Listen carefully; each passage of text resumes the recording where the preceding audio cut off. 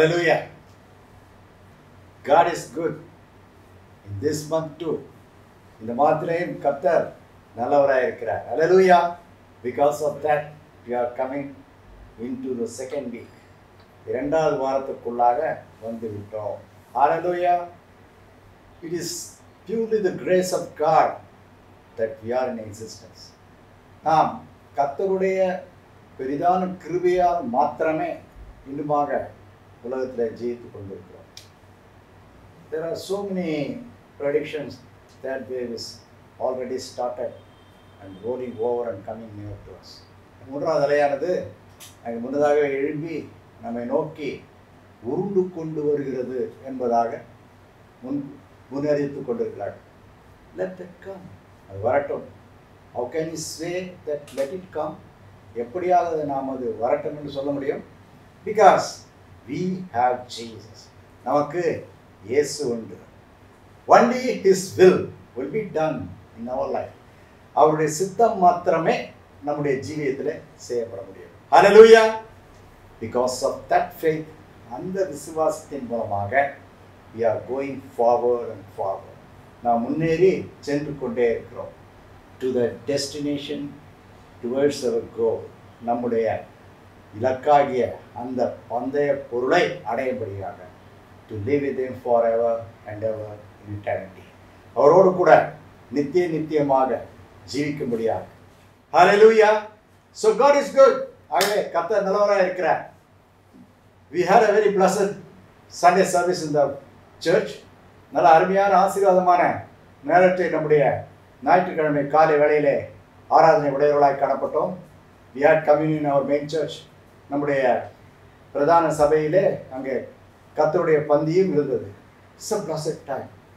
God given us the opportunity to take the communion. நல்ல ஒரு அருமையான ஆசீர்வாதமான கர்த்தர் அந்த கர்த்தருடைய பந்தியிலே கலந்து கொள்ளும்படியாக உதவி செய்தார். Hallelujah. It's a time of purification. அது பரிசுத்தமாக்குதலின் நேரமாய் இருக்கிறது.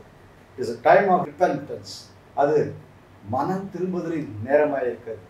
It is the time to prepare ourselves. அது நம்மை ஆயத்தப்படுத்திக் கொள்ளக்கூடிய நேரமாக இருக்கிறது. Hallelujah. That's the time we had in the morning. அந்த நேரத்தை தான் காலையிலே உடையவர்களாய் காணப்பட்டோம். Amen. Following that we had a baptism service. அதை தொடர்ந்து அங்கே ஞானஸ்தான ஆராதனை இருந்தது. Many young boys were taken baptism. அநேக வாலிபர்கள் ஞானஸ்தானம் எடுத்துக்கொண்டார். They committed their life to Jesus. இயேசுவண்டையிலே தங்களுடைய ஜீவியத்தை ஒப்படைத்தார்கள். Came out of the sins that what they have done in their life. அவருடைய ஜீவியத்திலே செய்த பாவங்களை விட்டு வெளியேறினார்கள். Dead with Christ and raised with Christ in the tank, in the water. அவர்கள் கிறிஸ்துவோடு கூட அந்த தண்ணீருக்குள்ளாக மூழ்கி மரித்து கிறிஸ்துவோடு கூட எழுதினார்கள். Hallelujah. So pray for them. அவர்கள் ஜெபிங்கள். Let us test our time. நம்முடைய நேரத்தை நாம் ஆராய்ந்து கேட்டுக்கொள்வோம். Let us test what the vow that we have given on the day of our baptism. நம்முடைய ஞானஸ்நான நாளிலே நாம் என்ன வாக்களித்தோம் என்பதை நினைவு கூர்ந்து கொள்வோம். Are we living accordingly? அந்த வண்ணமாக நாம் நடந்து கொண்டிருக்கிறோமா? That has to be tested. அது சோதித்து பார்க்க வேண்டிய நேரமாக இருக்கிறது. So it is good to take part in the baptism service. ஆகவே அங்கே ஞானஸ்தான ஆராதனையில் பங்கெடுப்பது நல்லமாக இருக்குது. It is testing our salvation. அது நம்முடைய ரட்சிப்பை ஆராய்ந்து பார்த்து கொள்ளக்கூடிய நேரமாக இருக்கு. Well, God is good. ஆகவே கர்த்தர் நல்லவராய் இருந்தார். And He is going to be good. அவர் நல்லவராய் இருக்க போகிறார். So let us go forward. ஆகவே முன்னேறி செல்வோம். God is giving times and opportunities. கர்த்தர் நேரத்தையும் அங்கே சந்தர்ப்பங்கள் கொடுக்கிறார். The one who utilizes that is a blessed man, blessed woman, blessed people. அதை உபயோகப்படுத்துகிறவன் ஆசீர்வதிக்கப்பட்ட மனிதன், ஆசீர்வதிக்கப்பட்ட மனுஷி, ஆசீர்வதிக்கப்பட்ட ஜனங்கள். So let us utilize that time. ஆகவே நேரத்தை பயன்படுத்திக் கொள்வோம். Don't neglect it. அதை தள்ளி விடாதிருங்கள். Hallelujah. அசட்டை பண்ணாதிருங்கள். God is speaking to you. கர்த்தர் உங்களிடையிலே பேசுகிறார். So it is good to hear the sound of God whenever it is possible. ஆகவே எப்பொழுதெல்லாம் முடியுமோ அப்பொழுதெல்லாம் கர்த்தருடைய சத்தத்தை கேட்பது நலமாக இருக்கிறது.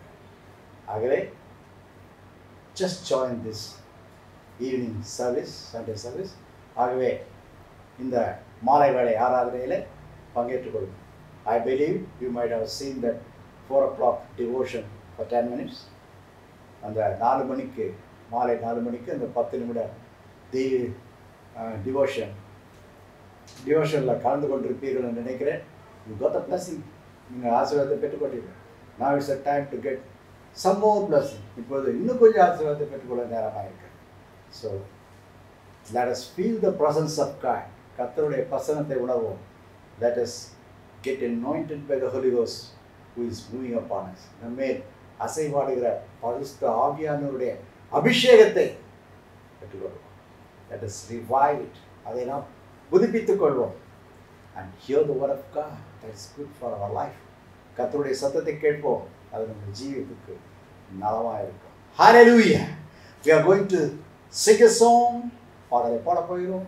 Pray and hear the voice of God. ஜெபித்து கர்த்தருடைய வார்த்தையை கேட்க போகிறோம். And lastly, pray for everyone. கடைசியாக யாவருக்காகவும் ஜெபிக்க போகிறோம். Let us be there, stay in it and be blessed. ஆகவே இருங்கள், தரித்திருங்கள், ஆசீர்வதிக்கப்படுங்கள். Hallelujah. God is good. கர்த்தர் நல்லவர். மீண்டுமாய் சொல்கிறேன், கர்த்தர் நல்லவர். He is going to protect you in this time of disaster. இந்த அழிவு நேரத்தில் கர்த்தர் பண்ணுறார், உன்னை பாதுகாக்க போகிறார். Hallelujah. It's good. நல்லது. Let us enjoy the presence of God. கர்த்தருடைய பிரசன்னத்தை அனுபவிக்கிறவர்களாக காணப்படுவோம். Let us start with a short prayer. சிறிய ஜெபத்தோடு கூடியதாக. Father God, we thank you for this wonderful time that thou art given to us, O Jesus. இயேசுவே, நீர் எங்களுக்கு கொடுத்திருக்கிற இந்த நல்லவிதமான நேரத்திற்காக நன்றி செலுத்துகிறோம் பிதாவே. You are good to us, O Lord Jesus. நீர் எங்கள் மேல் எங்களுக்கு நல்லவராக இருக்கிறீர், எங்கள் மேல் நன்மை செய்கிறவராக இருக்கிறீர். Hallelujah. Thank you, Jesus. Thank you for this service. இந்த ஆராதனைக்காக நன்றி சொல்கிறோம். Tap the doors of the heart of the people, O Lord Jesus. ஜனங்களுடைய இருதயத்தின் கதவை நீ தட்டுவீராக. To open them for thy presence and for thy blessing. உம்முடைய ஆசீர்வாதத்திற்காகவும் உம்முடைய பிரசன்னத்திற்காகவும் அதை திறக்கும்படியாக பேசிய visit the people, O Lord Jesus. ஜனங்களை சந்திப்பீராக. Let them not so sober in their life. தம்முடைய ஜீவியத்திலே தெளிவுள்ளவர்களாய் காணப்படட்டும். Bless this service in Jesus' name. ஆராதனை ஆசீர்வதிப்பார். Amen. Let us go into the service. ஒரு ஆராதனைக்குள்ளாக praise Him.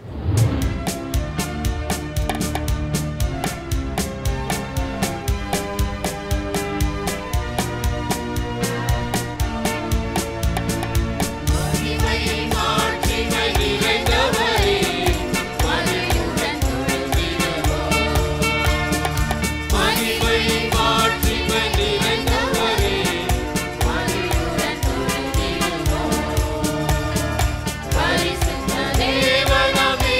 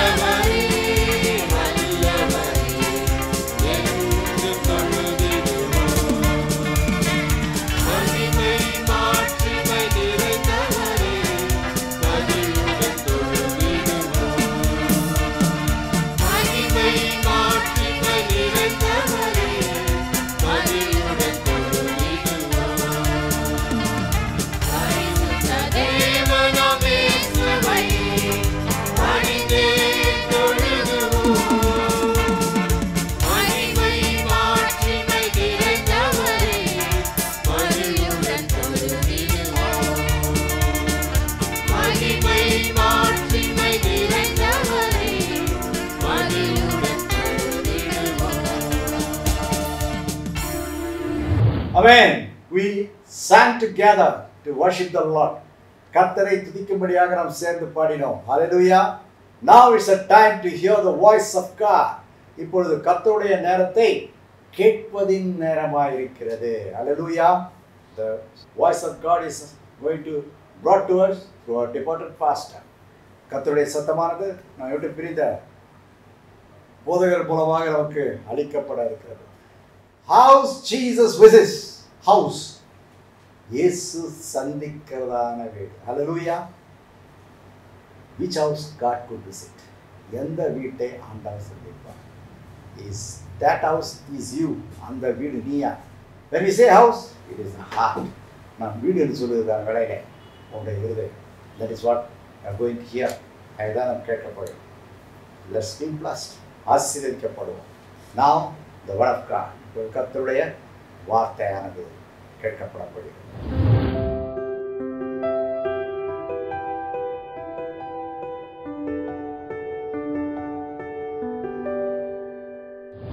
வேத வசனங்கள் எத்தனை பேருக்கு ஞாபகம் இருக்கிறது? The house that Jesus visits. இயேசு சந்திக்கிற ஒரு வீடு. Has Jesus visited you?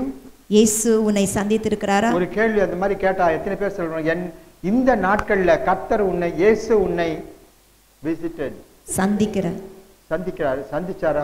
எத்தனை பேர் சொல்ல முடியும்? ஒரு அல்லேலூயா சொல்லணும். நான் சொல்றாதீங்க பாடாஜி சத்தம் இந்த போட்டோ போடுவேன். இயேசு 3 வாரமா பேசி இருக்கிற இயேசு சந்திக்கிற வீடு, இயேசு சந்திக்கிற பர்சன் மனிதன், இயேசு சந்திக்கிற மனுஷன் அப்படின்னு சொல்லிட்டு என்ன நீங்க சொன்ன மாதிரி சந்திச்சாரியா அப்படி சொல்றவங்க எத்தனை பேர் இருப்பீங்க? We need to be the people whom Jesus visits. இயேசு சந்திக்கிற நபராய் நாம் இருக்க வேண்டும். I must tell it from the beginning quickly. ஆகவே நீங்கள் நிறைய பேர் அதை மறந்து விட்டு இருந்தால் சுருக்கமாக அதை மீண்டுமாக சொல்கிறேன். Whom will Jesus visit? யார் இயேசு சந்திக்கிறார்? In part 1 we have seen. முதல் பகுதியாக நாம் பார்த்தோம். If you have a welcome heart for Jesus. இயேசுவுக்கென்று உன்னுடைய இருதயத்திலே ஒரு வரவழைப்பு. If you have a welcome life for Jesus. இயேசுவுக்கென்று அவரை வரவழைக்க வேண்டும் என்ற ஒரு ஜீவிதம் இருக்க வேண்டும். It's not just you want to say yes, but it must be out of your own heart. ஆம் எனக்கு தேவை என்று அல்ல, உன்னுடைய சொந்த இருதயத்தோடு அவரை வா என்று வரவழைக்க வேண்டும். That is the life, that is the house Jesus will visit. அப்படி அவரை வரவழைக்கிற இல்லத்துக்கு வீட்டுக்கு இயேசு வருகிறார். If you have a welcome heart and welcome life and welcome to Jesus, உன்னுடைய இருதயம் இயேசுவுக்கென்று வரவழைக்கும்படியாய் உன்னுடைய வீடு இயேசுவை வரவழைக்க கூடிய வீடாய் இருந்தால் you will be a person who call upon Jesus. இயேசுவை நோக்கி கூப்பிடுகிற மனிதனாய் நீ இருப்பாய் என்றால் how can you welcome Jesus without calling him? இயேசுவை நோக்கி கூப்பிடாமல் அவரை எப்படி வரவழைப்பது? What is calling? கூப்பிடுவது என்றால் என்ன? Calling is prayer. எப்படி கூப்பிடுவது ஜெபத்தின் மூலமாக. So a welcome heart with the prayer to Jesus will be the life which Jesus visits. எவருடைய இதயத்திலே இயேசுவுக்கென்று வரவழைக்கும்படியான கூப்பிடும்படியான ஜெபம் இருக்கிறதோ அவர்களுடைய வீட்டிற்கு இயேசு வருகிறார். Part 2 we have seen. இரண்டாவது பகுதியாக நாம் பார்த்தோம். Martha gave to Jesus. இந்த மார்த்தாள் இயேசுவுக்கு கொடுத்தாள். Food. அவள் ஆகாரம் கொடுத்தாள். What do you give to Jesus? இயேசுவுக்கு நீ என்ன கொடுக்கிறாய்? You must have a heart to give for Jesus. இயேசுவுக்கு நான் செலுத்த வேண்டுமே என்ற இருதயம் That தேவை. is the life Jesus would visit. அந்த ஜீவியத்தை இயேசு சந்திக்கிறார். Giving is of three kinds. கொடுப்பது என்றால் மூன்று வகைப்படும். Number 1, முதலாவது give money. பணத்தை கொடுப்பது. என்னப்பா நம்ம பாஸ்டர் அந்த மாதிரிலாம் பேச மாட்டாரு. இப்போ மணி மணி மணி மணி மணின்னு பேச ஆரம்பிச்சாரு. பத்தியா என்ன பத்தியா அப்படின்னா உண்மையை சொல்லாட்டினா கர்த்தர் உன்னை சந்திக்க முடியாதே. So I am forced to tell you. ஆகவே இதை நான் சொல்லும்படியாய் ஏவப்படுகிறேன். உங்க இஷ்டம், செஞ்சா செய்யணும், செய்யாட்டா போகணும், அந்த கட்டாயம் நம்ம படுத்துறது இல்லை. But you must know. ஆனால் உண்மை சத்தியம் என்ன என்பதை நீங்கள் புரிந்து கொள்ள வேண்டும். Jesus should see a giving life attitude in you. கொடுக்கும்படியான ஒரு வாஞ்சை, ஒரு சிந்தை உன்னிலே இயேசு காண வேண்டும். Money is very important. அதிலே நம்முடைய பணம் மிக முக்கியமானது. உயிரை கூட கொடுத்துருவான், துட்டு கொடுக்க மாட்டானே. துட்டை ஒருத்தர் எடுத்து கொடுக்கணும்னு சொல்லிட்டு இருந்தா அது ஒரு அற்புதம் தான். துட்டு கொடுக்கறது மனசார எடுத்து கொடுக்கணும்னா அதை எண்ணி எண்ணி பார்த்து கொஞ்சம் கொஞ்சமா யாரு மனமுகர்ந்து இந்த மனசார தாராளமா எடுத்து கொடுக்க ஆரம்பிச்சிட்டாங்கன்னா அவங்களுக்குள்ள ஒரு அற்புதம் நடந்துச்சுன்னு அர்த்தம். உலகமாட்டம் கோயில்லையாட்டம் துட்டு கொடுக்கறதுன்னா ரொம்ப கஷ்டம் ஜனத்துக்கு. அதுல கர்த்தர் சொல்றாருன்னா, the Lord says, ஆண்டவர் சொல்லுகிறது என்னவென்றால் 1/10 of your salary belongs to God. It's God's portion. உன்னுடைய சம்பாதியத்தில் 10% ஆண்டவருக்கு உரியது. We have no right over it.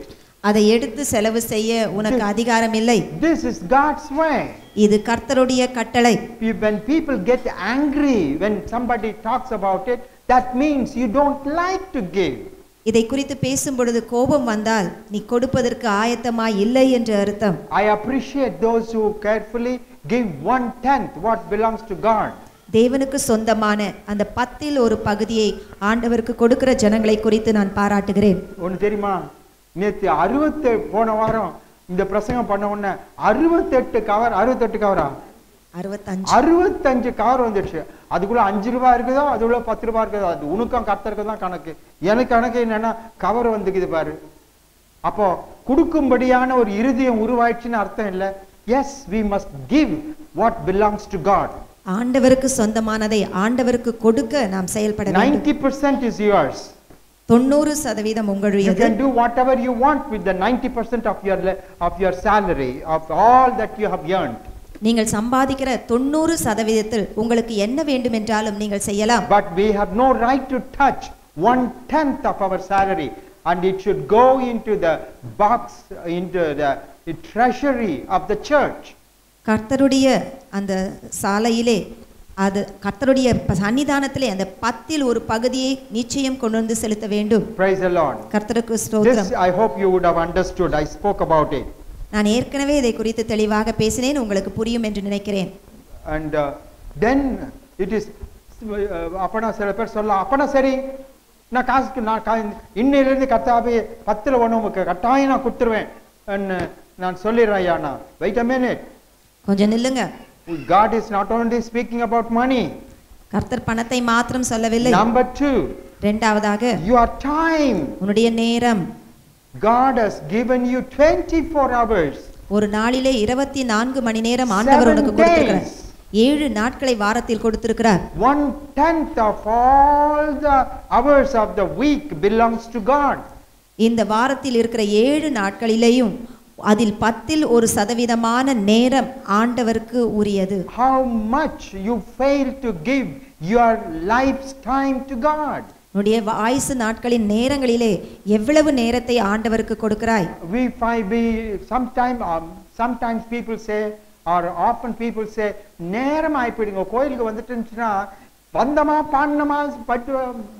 பாடணுமா அப்புறம் என்ன பண்ணுமா? பிரசங்கம் கேட்டமா ஏஞ்சமா போனோமா அப்படி இல்லை. அந்த படிக்க உட்கார்ந்து இருக்க வேண்டிய மணி போதுங்க அப்படின்னா 10ல் 1 கத்துறது. 10ல் 1ல கால்வாசி வாங்க கூட நீ செலவு பண்ணல. இன்னும் எவ்வளோ இதை கர்த்தருக்கு கொடுக்க வேண்டிய நேரத்தை நம்ம நமக்குன்னு சொந்தமா செலவு பண்றோம். கர்த்தரதை எடுத்து செலவு பண்ணலாமா? என்னங்க அது? என் நேரம்னா நான் தூங்குற நேரம், நான் வேலை செய்யற நேரம். தூங்குற நேரத்துல 10ல் 1 கர்த்தருடையது, வேலை செய்யறதுல 10 1 கர்த்தருடையது. வீட்டுல உட்கார்ந்து இருக்கும்போது வீட்டுல உட்கார்ந்து இருக்கும் போது இருக்கிற நேரத்துல 10ல் 1 கர்த்தருது. நீ காப்பி குடிக்கும் போது அதுல 10ல் 1 கர்த்தருக்கு. இந்த மாதிரி கணக்கு பண்ணி பாரு. அப்ப எல்லாத்தையும் மொத்தமா சேர்த்து அந்த நேரத்துல கர்த்தருக்கு செலவிடணும். அதனால்தான் ஞாயிற்றுக்கிழமை காலையில கோயில் கதவு திறந்து இருக்குது, ஆராதனை நடக்குது. அது மட்டும் இல்ல, 10ல் 1 give your time 1/10 of your time to Jesus. உன்னுடைய நேரத்தில் 10ல் 1 பகுதி ஆண்டவருக்கு கொடுக்க வேண்டும். Then we have seen அதற்கு பின்பு பார்த்தோம் 1/10 of our body belongs to God. நம்முடைய சரீரத்தின் 10ல் 1 பகுதி ஆண்டவருக்கு உரியது. என் சரீரத்தை கூட கடவுளுக்கு சொந்தம்னு சொல்லிடுறீங்களா? ஆமா. இந்த மூக்குக்கு இது பாரு, இந்த மூக்குல 10ல் 1 கர்த்தருக்கு சேர்ந்தது. இது என்ன இது? இவர் அநியாயமா பேசுறாரு. இது யார் ஒத்துக்க முடியும்? ஆமா, ஒத்துக்க முடியாதுதான். உலக மனுஷன் ஒத்துக்க மாட்டான், கடவுளுடைய மனுஷன் தான் ஒத்துக்கும். அதுங்க எப்படிங்க மூக்க கொடுக்க முடியும்? அதுக்கு தான் சொல்றது ஜெபம் பண்ணுன்னு. சாதாரண ஆளு கொடுக்க முடியாது. கர்த்தர், the Lord should visit you. ஆண்டவர் உன்னை சந்திக்க வேண்டும். That's why we say Lord should visit your life. ஆகவே தான் சொல்கிறேன், ஆண்டவர் உன்னுடைய ஜீவியத்தை சந்திக்க வேண்டும். If you sit at the feet of Jesus, இயேசுனுடைய பாதத்து அருகே நீ உட்கார்ந்து இருக்க you will வேண்டும். know how I can give my ear, my nose to Jesus. எப்படி என்னுடைய மூக்கை ஆண்டவருக்கு கொடுப்பது என்று தெரியும். My ears, my காது, என்னுடைய காதை எப்படி கொடுப்பது? காது எதுக்கெல்லாம் காது கொடுக்குறாங்க? ஒருத்தர் வந்துட வேண்டியதுதான். ஒரு ரகசியம் இருக்குது அப்படின்னு. ரகசியமா? என்னது? அப்புறம் சொல்றேன் இரு, நாளைக்கு வந்தா. ஐயோ வானா போய் சொல்லிட்டு போய் நீ மறந்துடுவே. நீ காது உள்ள சொல்லு. கொடுக்குற எல்லாம் காதை கொண்டு போய் அவங்க கிட்ட, அவன் அந்த அம்மா கிட்ட, அந்த அப்பா கிட்ட என்ன இந்த காது உள்ள சொல்லுன்னு. அந்த மாதிரி every part of your body, உடைய சரீரத்தின் ஒவ்வொரு பாகமும் you must give to Jesus. இயேசுவுக்கு கொடுக்க வேண்டும். இருக்கும் போது நல்லா இவரே இந்த கையா எக்ஸசைஸ் பண்ண வேண்டியது, உழைக்க வேண்டியது, எல்லாம் பண்ண வேண்டியது. அப்புறம் கொஞ்ச நாள் வயசான பிறகு கையை தூக்க முடியலைங்க. அதை தூக்கி இந்த கையால தான் தூக்கி அந்த கையை வைக்க வேண்டியதா இருக்குது. என்ன பண்றது? நல்லா இருக்கும் போது கொடுக்கலையே. இப்போ அந்த கையை எடுத்து யாருக்கு என்ன செய்வாங்க? So you have to give your hand to Jesus.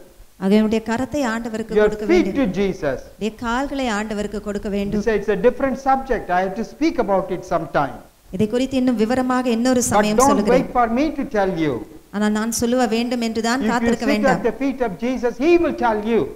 நீ இயேசுவுடைய பாதத்தருகே உட்கார்ந்து கேட்பாய் என்றால் ஆண்டவர் உனக்கு போதிப்பார். How we can give every part of our body to Jesus. நம்முடைய சரீரத்தின் ஒவ்வொரு பகுதியையும் ஆண்டவருக்கு எப்படி செலுத்த வேண்டும் என்று இயேசு உனக்கு காண்பிப்பார். It belongs to God and you have to give it to him. உடைய சரீரம் ஆண்டவருக்கு உரியதா இருக்கிறது, அதையும் நீ ஆண்டவருக்கு செலுத்த வேண்டும். Praise the Lord. கர்த்தருக்கு ஸ்தோத்திரம். Then we have seen அதற்கு பின்பு மூன்றாவதாக பார்த்தோம். Martha sat at the feet of Jesus. இந்த மார்த்தாள் இயேசுனுடைய பாதத்தருகே உட்கார்ந்து. What do we understand from that? அப்படி சொன்னால் என்ன அர்த்தம்? Jesus will come to a house, to a life which sit at his seat, at his feet. இயேசுனுடைய பாதத்தருகே எவர்கள் உட்கார விருப்பம் இருக்கிறதோ அவர்கள் வீட்டை இயேசு சந்திக்கிறார். What is the meaning? அதனுடைய பொருள் என்ன? Those who listen to Jesus. அப்படி என்றால் அவரிடத்திலே உட்கார்ந்து கேட்பது. If you are a listening person, then Jesus will come to you to talk to you. இயேசுவை நீ கேட்கிற மனிதனாய் இருப்பாய் என்றால் இயேசு உன்னோடு பேசும்படியாய் உன்னுடைய வீட்டுக்கு வருகிறார். Sitting at the feet of Jesus means learning from Jesus. இயேசுனுடைய பாதத்தருகே உட்காருவது என்றால் இயேசுவிடத்திலிருந்து கேட்டு கற்றுக்கொள்வது. What have you learned in these weeks? இந்த வாரம் முழுவதும் எவ்வளவாய் கற்றுக்கொண்டீர்கள்? If Jesus visits your house, he will teach you. இயேசு உன்னுடைய வீட்டிலே வருவார் என்றால் அவர் உனக்கு போதிப்பார். We must hear Jesus. இயேசுவின் சத்தத்தை கேட்க வேண்டும். Not with our ears but with our hearts. நம்முடைய காதுகளோடு மாத்திரமல்ல, நம்முடைய இருதயத்திலே அவரை கேட்க வேண்டும். That is a house Jesus will visit. அத்தகைய வீட்டை இயேசு சந்திக்கிறார். If Martha sat at the feet of Jesus, மார்த்தாள் இயேசுனுடைய பாதத்தருகே உட்கார்ந்தாள் என்றால், not Martha, Mary. மரியாள். Mary sat at the feet of Jesus. மரியாள் இயேசுனுடைய பாதத்தருகே உட்கார்ந்து, that means she made Jesus as her master. அதாவது இயேசுவை தன்னுடைய எஜமானாய் இந்த மரியாள் மாற்றிக் She கொள்கிறாள். made herself a disciple. அப்படியென்றால் இயேசுனுடைய ஒரு சீஷனாய் மாறுவது. Many times we don't become a disciple, we become a master. அநேக சமயத்திலே நாம் சீஷராய் இருப்பதில்லை, நம்ம எஜமானாய் மாறிடுறோம். We try to tell what we want. நமக்கு என்ன தேவை என்று சொல்ல விரும்புகிறோம். No. இல்லை. We want to learn what our master wants. நம்முடைய எஜமான் நம்மிடத்தில் எதை எதிர்பார்க்கிறாரோ அதை செய்ய வேண்டும். And we do what our master say. நம்முடைய எஜமான் என்ன சொல்லுகிறாரோ அதை நாம் செய்ய வேண்டும். What is the meaning of sitting at the feet of Jesus? இயேசுனுடைய பாதத்தருகே உட்காருவது என்றால் என்ன? We become a disciple of Jesus. இயேசுவுக்கு சீஷனாய் நீ மாறுவது. What is it? அந்த சீஷன் என்றால் என்ன? That means follow Jesus. இயேசுவை முற்றிலுமாய் பின்தொடர்வது. Put our feet in the footprint of Jesus. இயேசுனுடைய பாதச்சுவடுகளில் நம்முடைய பாதத்தை பதிப்பது. Mary sat at the feet of Jesus. மரியாள் இயேசுனுடைய பாதத்தருகே உட்கார்ந்து இருந்தாள். I correct the name, Mary. மரியாள். Okay, so she sat at the feet of Jesus. ஆகவே மரியாள் இயேசுனுடைய பாதத்தருகே உட்கார்ந்து இருந்தாள் என்று பார்க்கிறோம். Question. கேள்வி. Last week I preached part 3. ஆகவே இப்படி 3 பகுதியாக ஒவ்வொரு வாரமும் பார்த்து வந்தோம். போன வாரம் மூணாவது பாகத்தை போன வாரம் 3வது பகுதியை கேட்டோம். How many of you remember that? எத்தனை பேருக்கு ஞாபகம் இருக்கு? I know you have forgotten it. அநேகம் பேர் மறந்திருப்பீர்கள். Is that true? அப்படிதானே? இல்லையா அப்படின்னு யாரா டக்குன்னு சொன்னாங்களா பாத்தீங்களா? எல்லாரும் முகத்தையும் பார்க்கறேன் நான். எத்தனை பேருக்கு ஞாபகம் இருக்கு? ஞாபகம் என்ன, கை வராது. ஞாபகம் இருக்கு. எத்தனை பேருக்கு போன வார பிரசங்க ஞாபகம் இருக்கு? ஓகே, அப்போ அக்ரி பண்ணிக்கிறீங்களா நான் சொல்றதெல்லாம்? Okay, what we have seen last week. ஆகவே கடந்த வாரத்திலே நாம் என்ன பார்த்தோம்? What do we see? Lazarus sat at the table with Jesus. இயேசுவோடு பந்தியிலே உட்கார்ந்திருந்தார். First we have seen one part of that meaning. அதனுடைய ஒரு பகுதியை தான் கடந்த வாரம் பார்த்தோம். That means in the Christian life, கிறிஸ்தவ ஜீவியத்திலே there are several stages. பலவிதமான நிலைமைகள் உண்டு.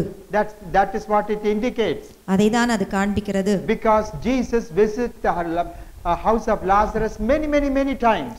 ஏனென்றால் இந்த லாசருவின் வீட்டுக்கு இயேசு பல முறை சென்றிருக்கிறார். And he always went to Bethany on the way to Jerusalem. எருசலேமுக்கு போகிற வழியிலே இந்த பெத்தனியா என்ற பட்டணத்திற்கு அவர் எப்பொழுதும் சென்றார். He went to the house of Lazarus before his death, even after his death. இந்த லாசருவின் வீட்டுக்கு லாசரு மரிப்பதற்கு முன்பும் சென்றிருந்தார், மரித்த பின்பும் சென்றிருந்தார். But it is clearly mentioned in the Bible that Lazarus sat at the table with Jesus only after his resurrection. லாசரு மரித்த நிலைமையிலிருந்து உயிர்த்த பின்பு இயேசுவோடு போஜனம் பண்ணும்படியாய் பந்தியிலே அவரோடு உட்கார்ந்திருந்தார். That means he has reached some level to sit with Jesus. அப்படி என்றால் இயேசுவோடு அமரும்படியான அடுத்த நிலைமைக்கு அவன் கடந்து வருகிறான். I shared 3 stages in Christian life. There are many stages, but only 3 I shared last week. நம்முடைய கிறிஸ்தவ வாழ்க்கையிலே 3 நிலைமைகள் உண்டு. அதை குறித்து தான் கடந்த வாரத்திலே சொல்லி வந்தேன். There are more stages. அதற்கும் மேலாக இருக்கிறது. But only 3 I mentioned. ஆனால் 3ஐ மாத்திரம் சொன்னேன். Number 1. முதலாவது. What's it? அது என்ன? Okay, I'll tell you. Okay, I'll tell you. நான் உங்களுக்கு சொல்லுகிறேன். It is children of God.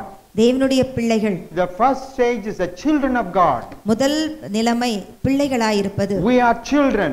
நாம் யாவரும் பிள்ளைகள். What is the meaning? அப்படி என்றால் என்ன? Jesus is our father and mother. இயேசு நமக்கு தாயாகவும் தகப்பனாகவும் இருக்கிறார். Children needs parents. ஒரு பிள்ளைகளுக்கு பெற்றோர்கள் அவசியம். Jesus become our parent. இயேசு நமக்கு பெற்றோராய் இருக்கிறார். Father and mother. அதாவது தாயும் தகப்பனுமாய். Praise the Lord. கர்த்தருக்கு ஸ்தோத்திரம். That is it. அதுதான் முக்கியம். We have Jesus as our father and mother. ஏனென்றால் பிள்ளைகள் என்று சொல்லும் பொழுது இயேசுவை தாயாகவும் When the தகப்பனாகவும் child கொள்வது. wants something, ஒரு பிள்ளைக்கு ஏதாவது தேவை இருக்கும் என்றால் the only thing what the child knows is to cry. அந்த பிள்ளைக்கு தேவை இருக்கிறது என்றால் அது அழத் தொடங்கும். So the child gets its need by crying from its parents. ஆகவே தன்னுடைய தேவைக்காக இந்த பிள்ளை தன்னுடைய பெற்றோரை நோக்கி அழுது, That is what we do. அதை தான் நாம் செய்கிறோம். Cry to Jesus. இயேசுவை நோக்கி கதறுவது. Like a father, like a mother, he hears our cry. எப்படி தாய் தகப்பன் பிள்ளையின் அழுகையின் குரலை கேட்கிறார்களோ ஆகவே அதே வண்ணமாக And இயேசுவும் he கேட்கிறார். answers and he meets our needs. அவர் நம்முடைய தேவைகளை சந்திக்கிறார். And second stage, அடுத்த we have நிலைமை seen sons of God. தேவனுடைய புத்திரராக மாறுவது. What is the meaning of sons of God? தேவனுடைய புத்திரர் என்றால் என்ன? That means we are a member of a family. அதாவது நம்முடைய குடும்பத்தின் ஒரு அங்கமாய் நாம் மாறுவது. A member of the family of God. தேவனுடைய குடும்பத்தின் ஒரு அங்கமாய் மாறுவது. Which is the family of God? எது ஆண்டவருடைய குடும்பம்? The church is the family of God. தேவனுடைய சபைதான் ஆண்டவருடைய குடும்பம். Anyway, we become children of the family. அந்த தேவ சபையின் ஒரு அங்கமாய் நாம் மாறுவது. Not only ஒரு குடும்பம். children, a member, a son.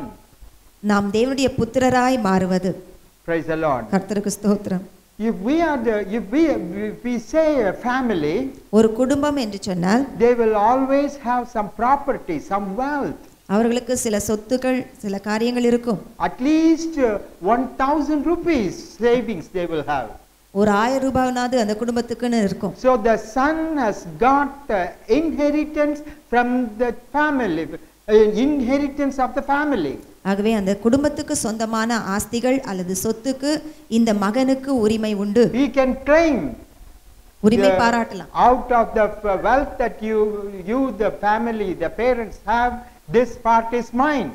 இந்த பெற்றோர்களுக்கு உரிய இந்த சொத்திலே இந்த சம்பாத்தியத்திலே எனக்கும் ஒரு பகுதி உண்டு. So by claiming we receive our needs with right when we become the sons of God.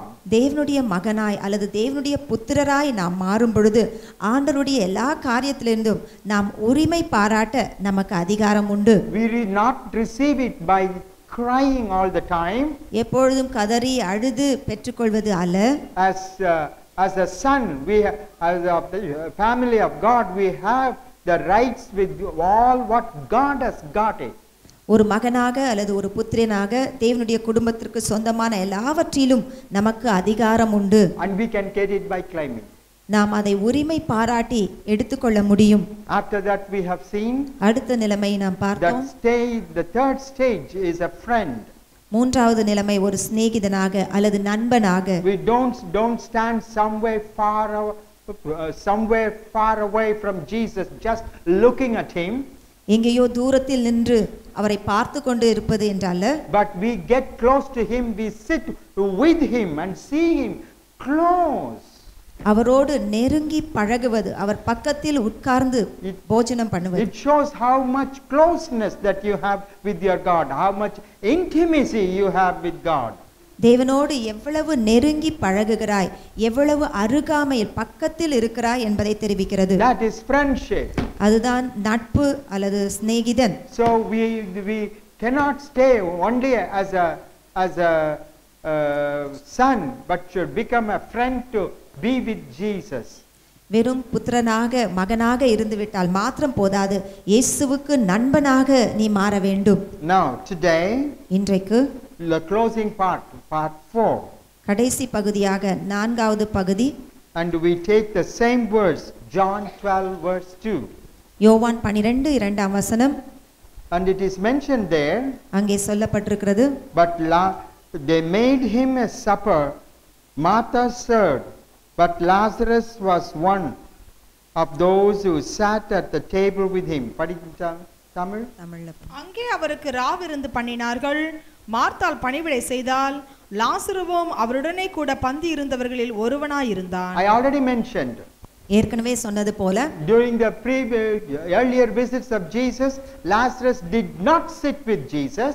முன்பு இயேசு லாசருவினுடைய வீட்டை சந்திக்கும் பொழுது லாசரு இயேசுவோடு பந்தியில் உட்கார்ந்து இருந்ததில்லை. But in this trip, ஆனால் இந்த சமயம் இயேசு சந்திக்கும் பொழுது Lazarus was sitting with Jesus at the table. அங்கே திட்டவட்டமாக எழுதப்பட்டிருக்கிறது லாசரு இயேசுவோடு பந்தியில் Now உட்கார்ந்திருந்தார். comes the question, how can he sit with Jesus at the table? அப்படி என்றால் எப்படி இந்த லாசருவால் இயேசுவோடு பந்தியில் உட்கார்ந்திருக்க முடியும்? We have to read the first verse. அதற்கு முந்தின வசனங்களை வாசிக்க வேண்டும். Read it quickly. பஸ்கா பண்டிகை வர 6 நாளைக்கு முன்னே இயேசு தாம் மரணத்திலிருந்து எழுப்பின லாசரு இருந்த பெத்தானியாவுக்கு வந்தார். இயேசு தாம் மரணத்திலிருந்து எழுப்பின லாசரு இருந்த பெத்தானியாவுக்கு வந்தார். லாசரு, இயேசு மரணத்திலிருந்து எழுப்பின லாசரு. When did he sit? எப்பொழுது அவன் உட்கார்ந்தான்? After he died and raised by Jesus, he was able to sit with Jesus at the table. லாசரு மரித்து உயிர்த்த பின்புதான் இயேசுவோடு போஜனம் பண்ணும்படியாய் பந்தியில் உட்கார்ந்திருந்தான். This is important. இது மிக முக்கியமானது. We should the Bible tells us வேதம் நமக்கு சொல்லுகிறது in Ephesians எபேசியர் chapter 2 2ஆம் அதிகாரம் verse 5 and 6. 5-6 வசனங்கள். You can write it and read it at home. வீட்டில் போய் படித்து பாருங்கள். Ephesians 2:5 and 6. எபேசியர் 2:5-6. It says, number 1, முதலாவது அங்கே சொல்லப்படுகிறது, we were dead in trespasses and sin. நம்முடைய பாவங்களின் நிமித்தமாக மீறுதலின் நிமித்தமாக நாம் மரித்தவர்களாயிருந்தோம். We were dead. நாம் செத்தவர்களாயிருந்தோம். People are walking around. ஜனங்கள் நடந்து People கொண்டிருக்கிறார்கள். are going to job. வேலைக்கு போய் கொண்டிருக்கிறார்கள். People cook their food, eat their food. சாதத்தை சமைத்து சாப்பிடுகிறோம். But they are dead people. ஆனால் மரித்த ஜனங்களாய் காணப்படுகிறார்கள். Walking it is a dead body walking around, eating, working dead bodies. எப்படி இருக்கிறது என்றால் ஒரு செத்த சவம் அல்லது செத்த மரித்த ஒரு மனிதன் நடந்து கொண்டு நடமாடிக்கொண்டு சாப்பிட்டு கொண்டு இருப்பதை போன்று. Because we have no knowledge of God. ஏனென்றால் ஆண்டவரை குறித்ததான ஞானம் அறிவு இல்லாதவர்களாய் People are இருக்கிறோம். away from God. ஏனென்றால் ஆண்டவரை விட்டு தூரமாக ஜனங்கள் We are இருக்கிறார்கள். concerned only with the world. இந்த உலகத்துக்கு அடுத்த காரியங்களை தான் பார்த்து கொண்டிருக்கிறோம். We like the things which is sin. பாவமான காரியங்களை நாம் அன்போடு செய்கிறோம். People do the things which will not please God. தேவனுக்கு பிரியமில்லாத காரியத்தை ஜனங்கள் செய்து வருகிறார்கள். Such people are dead people, the Bible says. அத்தகையப்பட்ட ஜனங்கள் செத்தவர்களாய் மரித்த ஜனங்களாய் இருக்கிறார்கள். When we were dead and away from God, without God. அவர்கள் செத்தவர்களாய் ஆண்டவரை விட்டு தூரமாக ஆண்டவரோடு இணைந்து இல்லாமல் இருக்கிறார்கள். The Bible says, வேதம் சொல்லுகிறது, He made them alive together with Christ. இயேசு கிறிஸ்துவோடு அவர்களை உயிர்ப்பித்தார் என்று சொல்லப்படுகிறது. Made them to arise. அதாவது அவர்களை எழுப்ப பண்ணினார். Praise the Lord. கர்த்தருக்கு ஸ்தோத்திரம். That means not the body, but He made our spirit to rise for God. நம்முடைய சரீரம் மாத்திரமல்ல, நம்முடைய ஆவியை கர்த்தரோடு உயிர்ப்பிக்கும்படியாய் செய்தார். We are raised by Jesus Christ from the dead life to the spiritual life. நாம் செத்த நிலைமையிலிருந்து மரித்த நிலைமையிலிருந்து ஆவிக்குரிய நிலைமைக்கு நம்மை எழுப்ப பண்ணினார். So we would be able to sit at the table with Jesus. அப்படி நடந்தால்தான் இயேசுவோடு பந்தியில் நாம் உட்கார முடியும். We are the ones who are raised from the dead life. மரித்த ஜீவிதத்திலிருந்து நாம் எழுப்பப்பட்டிருந்தால்தான் இயேசுவோடு போஜனம் பண்ண முடியும். If we have the assurance in our life, நம்முடைய ஜீவியத்திலே ஒரு நல்ல நம்பிக்கை வேண்டும். that my dead life in the world and sin is gone. இந்த உலகத்துக்கும் இந்த உலகத்துக்கு அடுத்த காரியத்துக்கும் மரித்தேன் என்ற ஒரு நல்ல நம்பிக்கை. The life that I led according to my wishes is gone. என்னுடைய சொந்த வழியின்படி என்னுடைய சொந்த விருப்பத்தின்படி நான் செய்த எல்லா காரியத்துக்காகவும் நான் மரித்தேன் என்ற ஒரு நிச்சயம் இருக்க வேண்டும். Jesus raised me. இயேசு என்னை உயிர்த்தெழச் செய்தார். And He gave me the conscience about Him. இயேசுவை குறித்ததான ஞானத்தை உணரும்படியாய் செய்தார். I feel God in my life. என்னுடைய ஜீவியத்திலே ஆண்டவர் இருக்கிறார். So if we have an assurance that we are raised, we have a risen life. நமக்கு உயிர்த்தெழுந்த ஒரு ஜீவிதம் இருக்கிறது, நான் உயிர்ப்பிக்கப்பட்டேன் என்ற நிச்சயம் இருக்கிறது என்றால், then we are the people who can sit with Jesus. அத்தகையப்பட்ட ஜனங்கள் தான் இயேசுவோடு போஜன பந்தியிலே உட்கார முடியும். In Ephesians 2:5-6 also says, எபேசியர் 2ஆம் அதிகாரம் 5-6 வசனங்களிலே சொல்லுகிறது, He raised us from the dead in Christ இயேசு கிறிஸ்துவுக்குள் மரித்தோரிலிருந்து நம்மை உயிர்த்தெழ பண்ணி and made us to sit with Him in heavenly places. பரலோக ராஜ்யங்களிலே அவரோடு கூட அமரும்படியாய் செய்தார். Heavenly places என்ன போட்டுக்குது? உன்னதங்களிலே. Yeah. Say that. உன்னதங்களிலே. So He made us to sit in heavenly places. உன்னதங்களிலே அவரோடு கூட நம்மை அமரும்படியாய் அல்லது உட்காரும்படியாய் செய்தார். Jesus. இயேசுவோடு. When Jesus raises from the dead in our salvation, நம்முடைய ரட்சிப்பின் மூலமாக நம்முடைய மரித்த நிலைமையிலிருந்து நம்மை உயிர்த்தெழ பண்ணினார். and just leave us in this where we are, ஏதோ அதோடு நம்மை அப்படியே விட்டு விடாதபடிக்கு we will fall back. நாம் அப்படி விட்டுவிட்டால் நாம் விழுந்து போவோம். So what He is doing, ஆகவே இயேசு என்ன He செய்கிறார்? keeps us in Himself.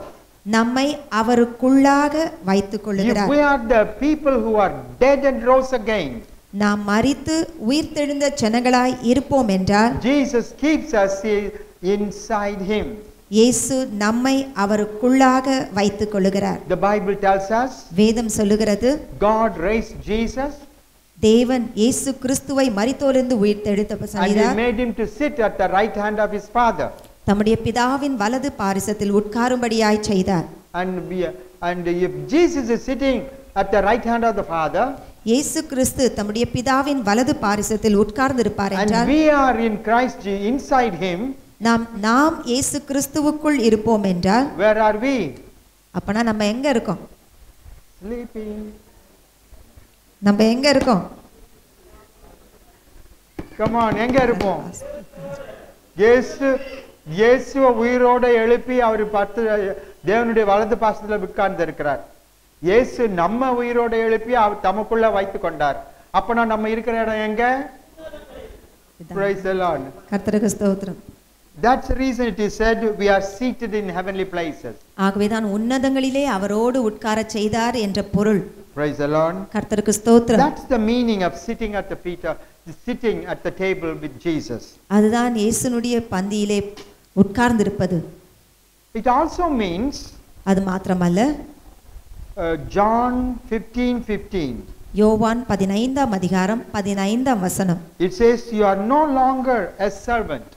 நீங்கள் இன்னும் அடிமைகள் அல்ல, A servant, வேலைக்காரர் அல்ல. There are two ways.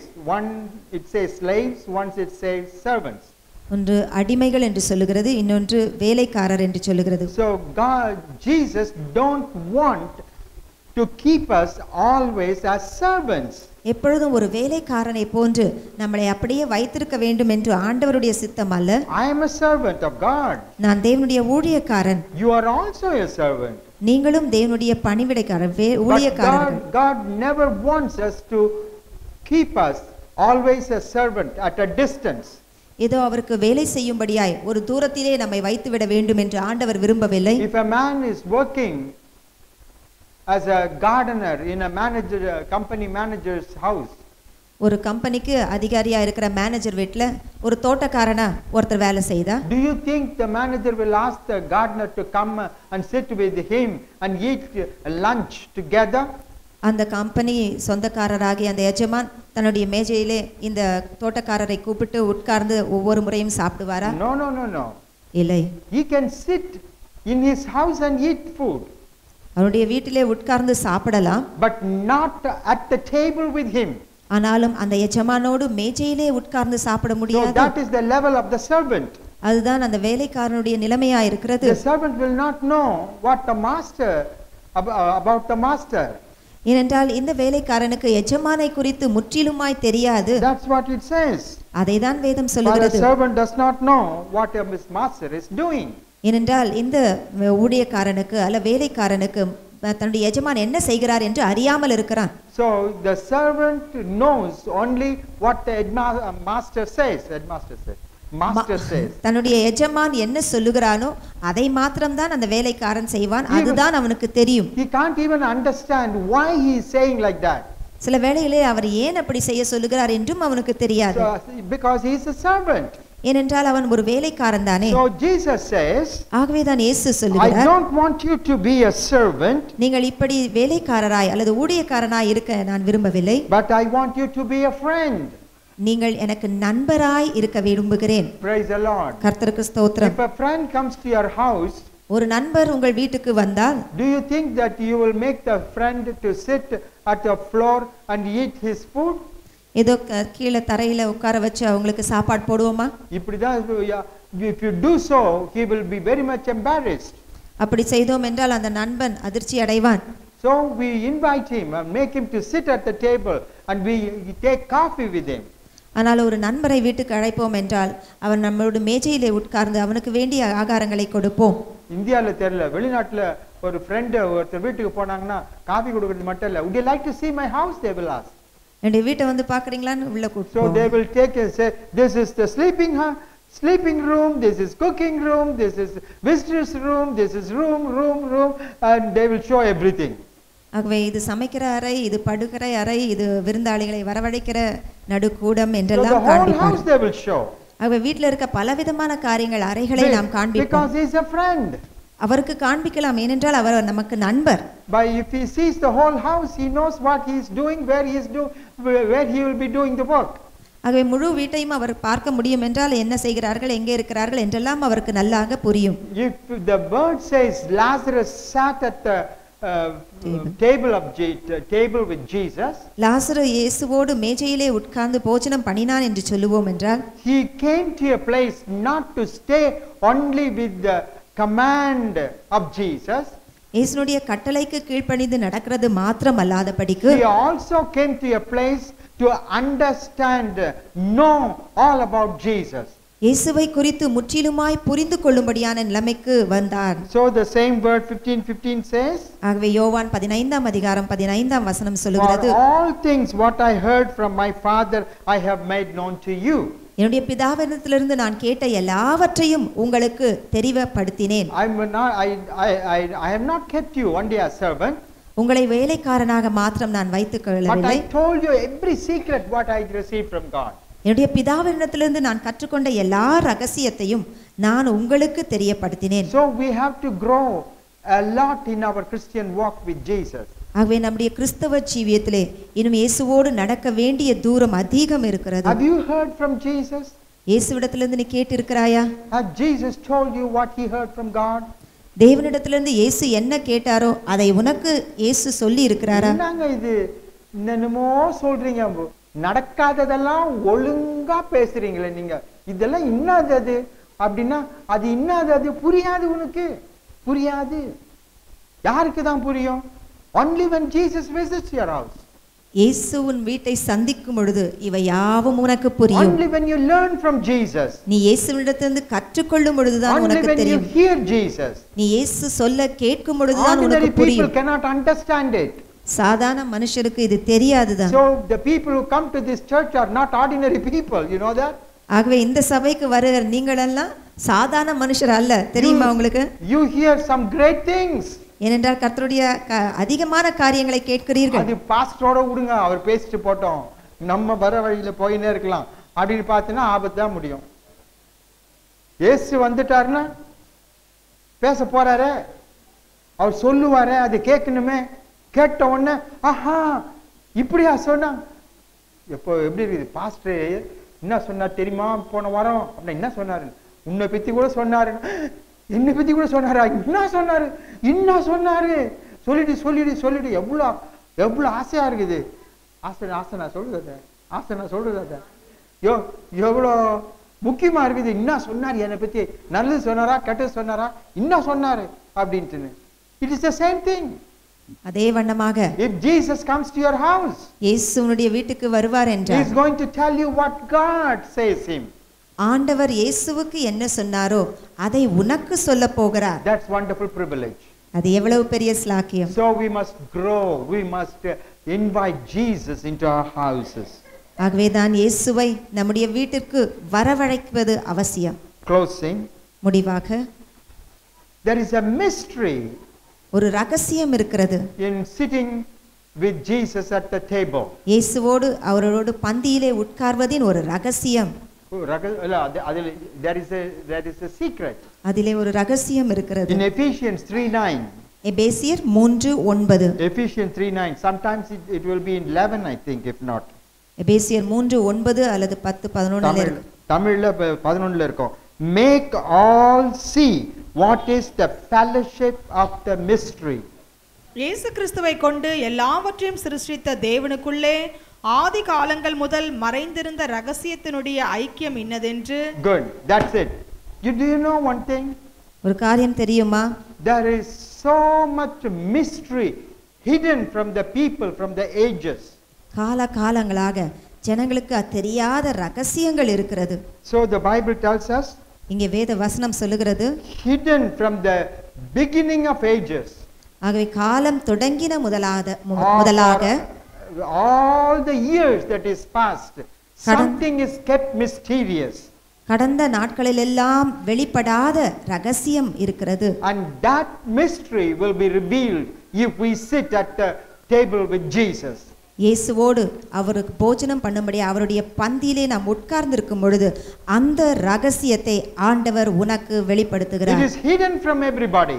மற்றவர்களுக்கு அது ரகசியம். It was hidden for thousands of years. எத்தனையோ ஆயிரம் வருஷங்களாக அது மறைக்கப்பட்டதாய் இருந்தது. From all ages. காலங்களுக்கு மறைவான இந்த காரியங்கள். Colossians 1:26 says, கொலோசியர் 1:26 வசனம் சொல்லுகிறது, it is hidden from the ages and from the generation. இது காலங்களாக தலைமுறையாக மறைக்கப்பட்ட ஒரு புதைபொருளாய். All the past generation, our forefathers didn't understand, did not know the mystery, something special. ஆகவே பல தலைமுறைகளுக்கு முன்பாக இந்த ரகசியத்தை அவர்கள் அறியாதவர்களாய் இருந்தார்கள். God says, ஆண்டவர் சொல்லுகிறார், it is revealed to you now. உனக்கு இப்பொழுது அது வெளிப்படுத்தப்பட்டதாய் இருக்கிறது. That is the privilege. அதுதான் ஒரு ஸ்லாக்கியம். Praise the Lord. கர்த்தருக்கு ஸ்தோத்திரம். Mysteries of God. தேவனுடைய ரகசியங்கள். என்னங்க இது எனக்கு தேவ ரகசியம்? யாருக்குங்க தேவ ரகசியம் வேணும்? அத போய் மேல பாத்தீங்கன்னா பத்தாதா? இன்னைக்கு போய் தேவ ரகசியம் கண்டுபிடிச்சுக்கிறோமா? சோறு கச்சா போதுங்க. அப்போ எனக்கு இன்னும் வேணும், வேலை வேணும், கொஞ்சம் சோறு வேணும், அப்புறம் நல்லா இருந்தா போதும். இதை விட்டுட்டு ரகசியம்ன்றீங்க, இதன்றீங்க, இதெல்லாம் யாருக்கு வேணுங்க? அதெல்லாம் இருக்கட்டும், விடுங்க, அதை அன்னைக்கு போய் பார்த்துக்கலாம். இன்னைக்கு அதை நீ தெரிஞ்சுக்கிட்டா சோறு கிடைக்குதுல, அப்போ கஷ்டம் தான். அங்க சோறு அந்த ரகசியத்துக்குள்ள தானே வச்சிருக்குது. உனக்கு வேண்டிய சோறு. அப்புறம் என்ன வேணும்? வேலை. அப்புறம் என்ன வேணும் பால்ராஜ்? வேலை வேணும். என்னது? கூழ் வேணுமா?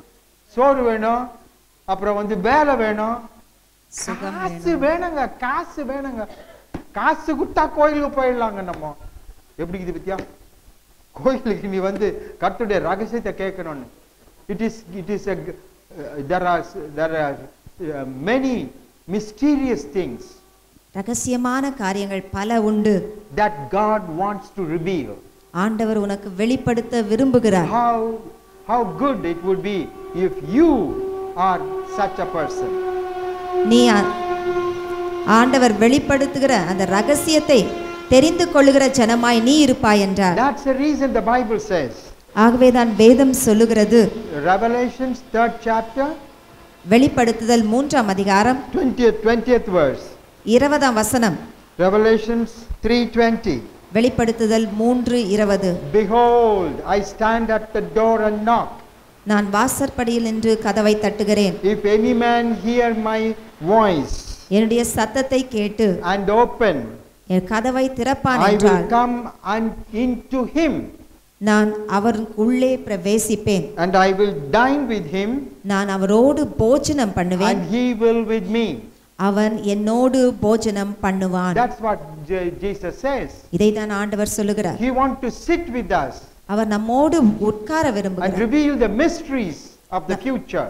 எதிர்காலத்தின் ரகசியங்களை நமக்கு வெளிப்படுத்த விரும்புகிறார். If we fail to understand the mysteries of God, தேவனுடைய ரகசியங்களை நாம் அறியாமல் போகிறோம் our என்றால் future is dark. நம்முடைய எதிர்காலம் இருட்டாய் காணப்படுகிறது. It is a wonderful privilege opened by Christ, இது தேவனால் நமக்காக திறக்கப்பட்ட ஒரு பெரிய ஸ்லாக்கியம். that we may know tomorrow our future, our eternities. நம்முடைய நாளை நம்முடைய நித்தியம் எங்கே என்று நாம் அறிந்திருப்பது ஒரு You ஸ்லாக்கியம். will know your life. உன்னுடைய ஜீவிதம் என்ன என்பதை நீ தெரிந்திருக்க வேண்டும். We will know our end. நம்முடைய முடிவு என்னவாய் இருக்கும் என்று தெரிந்திருக்க Because வேண்டும். for many people their end is a mystery. ஏனென்றால் அநேகம் பேருக்கு மரணம் அல்லது அவர்களுடைய முடிவு ஒரு For ரகசியமாய் many இருக்கிறது. people their future is a mystery. அநேகம் பேருக்கு தங்களுடைய எதிர்காலம் இருட்டாய் காணப்படுகிறது. Then if that is the case, அப்படி இருக்கும் என்றால் how can we enter into the glories which God has made for us in the future? நமக்காக எதிர்காலத்திலே நமக்கு நித்திய ராஜ்யத்திலே நாம் எப்படி பிரவேசிப்பது? So Jesus says, ஆகவே இயேசு சொல்லுகிறார், I knock at the door at the heart of the people. உன்னுடைய இருதய கதவை நான் தட்டுகிறேன் என்று If இயேசு we சொல்லுகிறார். open, நாம் அவருக்கு திறக்கும் பொழுது He will come in and make us to sit with Him. அவர் உள்ளே பிரவேசித்து அவரோடு நம்மை உட்கார We செய்கிறார். will enjoy all this wonderful privilege. அப்பொழுது அவருக்கு இருக்கும்படியான எல்லா ஸ்லாக்கியமும் நமக்கு உரியதாய் மாற்றுகிறார். So it is important ஆகவே இது மிக முக்கியம். that Jesus visit our life. இயேசு நம்முடைய வீட்டை சந்திக்க Are வேண்டும். you the candidate for Jesus to visit? இயேசு சந்திக்கிற நபராய் நீ இருக்கிறாயா? Praise the Lord. கர்த்தருக்கு ஸ்தோத்திரம். If you forget what has been told you, உனக்கு சொல்லப்பட்ட போதிக்கப்பட்ட காரியத்தை நாம் மறந்து விட்டோம் என்றால், receive a written copy மறந்துவிட்டால் அச்சடிக்கப்பட்டு இருக்கிறது, அதை வாங்கி படித்து and பாருங்கள். read it again. மீண்டுமாக படித்து பாருங்கள். You will understand it. அப்பொழுது உங்களுக்கு புரியும். Praise be to His name. கர்த்தருடைய நாமத்துக்கு மகிமை What உண்டாகட்டும். is the message for today? இன்றைக்கான செய்தி என்ன? We sit at the table with Jesus as a friend. இயேசுவோடு அவருடைய போஜன பந்தியிலே ஒரு நண்பராக இயேசுவோடு உட்காருவது. We are dead and we are living and we are seated in heavenly places. நாம் மரித்தோம், உயிர்த்தெழுந்தோம், இயேசுவோடு கூட உன்னதங்களிலே அவரோடு கூட வீற்றிருக்கிறோம் என்ற நம்பிக்கை. So dead life has no resemblance in us. மரித்த ஜீவிதம் இனி என்னில் காணப்படுவது இல்லை. We learn, we understand the mysteries of God. தேவனுடைய ரகசியங்களை நான் புரிந்து கொள்ளக்கூடியவனாய் இருக்கிறேன் என்ற நம்பிக்கை. He wants you to know that. ஆண்டவர் இதை உனக்கு வெளிப்படுத்த விரும்புகிறார். Would you like to know that? உனக்கு தெரிந்து கொள்ள விருப்பமா? Then we have to open our lives for Jesus. அப்படி என்றால் இயேசுவுக்கு நம்முடைய ஜீவியத்தை அர்ப்பணிக்க வேண்டும். We are going to pray. நாம் ஜெபிக்க போகிறோம். Hallelujah. We are really encouraged by the word of God. கர்த்தருடைய வார்த்தையினால் நாம் உண்மையாகவே என்ன பண்ணோம்? உற்சாகப்படுத்தப்பட்டிருக்கிறோம். Or you be the house of God. நீ கர்த்தருடைய வீடா இருக்கிறாய். Or you be the house that which Jesus could visit. இயேசு அங்கே சந்திக்கிற வீடா இருக்கிறாய். That means your heart is prepared. Your heart is ready to visited by Jesus. இயேசுவினாலே சந்திக்கப்படும்படியாக உன்னுடைய இருதயம் ஆயத்தமாக இருக்கிறதா? Not only visit, yes, to stay forever. அவர் நித்தியமாய் தங்க வேண்டும். Like that your heart should be. அவருமாக உன்னுடைய இதயம் காணப்பட வேண்டும். Hallelujah. That's what we hear. அதுதான் நம்ம கேட்டோம். Let us try out. அதற்காக நம்ம முயற்சி செய்வோம். Not by our effort. நம்முடைய முயற்சியால, by the grace of God, when you surrender. அது கர்த்தருடைய கிருபையினாலே நாம் நம்மை அவரிடத்திலே அர்ப்பணிக்கும்போது, and to be obedient to the word of God. கர்த்தருடைய வார்த்தைக்கு கீழ்ப்படிதலாய் உள்ளவர்களாக இருக்கும் பொழுது, God is going to live in a heart. ஆண்டவர் நம்முடைய இருதயத்தில் நம்ம வரார், இயேசு நம்ம வரார், ஜீவிக்க போகிறார். And we are going to live with Jesus, Father, God and the Holy Ghost forever and ever in eternity. பிதாவானவரோடும் பரிசுத்தாவியானவரோடும் இயேசுவோடு கூட நான் நித்தியத்திலே என்றென்றுமாய் ஜீவிக்க போகிறோம். Hallelujah. May the Lord give that blessing to us. அந்த ஆசீர்வாதத்தை கர்த்தர் நமக்கு தருவாராக. Let us pray. ஜெபம் செய்வோம். Father Jesus, we thank you. இயேசுவே, பிதாவே, உங்களுக்கு நன்றி செலுத்துகிறோம். Thank you for the voice that you have brought to us in this evening, O Lord Jesus. இந்த மாலை வேளையிலே நீர் எங்களுக்கு கொண்டு வந்த அந்த அருமையான உடைய சத்தத்திற்காக உங்களுக்கு ஸ்தோத்திரம். Let us test ourselves, O Lord Jesus. Are we the house which you could visit? நீர் அங்கே சந்திக்கக்கூடிய வீடாக நாங்கள் காணப்படுகிறோம். Our hearts be the house for you to dwell. நீங்களுடைய இருதயமாகிய வீடானது நீர் தங்கி வசிக்கும்படியான இடமாய் காணப்படுகிறார். Bless us, O Lord. Change us, O Lord. ஆசீர்வதி ஆண்டவரே, எங்களை மாற்று ஆண்டவரே. Keep in thy blood. உங்களுடைய ரத்தத்து கோட்டைக்குள்ளாக வைத்துக்கொள். Let us not go astray. நாங்கள் அங்கே பின்னிட்டு போகாதபடி கிருபை செய். Bless each and everyone in this morning. காலை வேளை ஒவ்வொருத்தரையும் ஆசீர்வதிப்பீராக. Those who join and those who hear, O Lord Jesus, be blessed. அங்கே கலந்து கொண்டவர்கள், கேட்கிறவர்கள் ஆசீர்வதிக்கப்பட்டவர்கள். Not only today, whenever they see, whenever they hear this relay, எப்பொழுதெல்லாம் இந்த ஒளிபரப்பை கேட்கிறார்களோ பார்க்கிறார்களோ, at that time let them feel thy presence, O Jesus. இந்த வேளையிலே உம்முடைய பிரசன்னத்தை அவர்கள் உணரட்டும் ஆண்டவரே. Hallelujah. Thank you, Jesus. Thank you, Jesus. Be with us, O Lord Jesus. The rolling pandemic are coming near to us. அங்கே உருண்டு வருகிறதான அந்த தொட்டு நோயின் அலைகள் எங்களை நோக்கி உருண்டு கொண்டு வருகிறதாண்டே.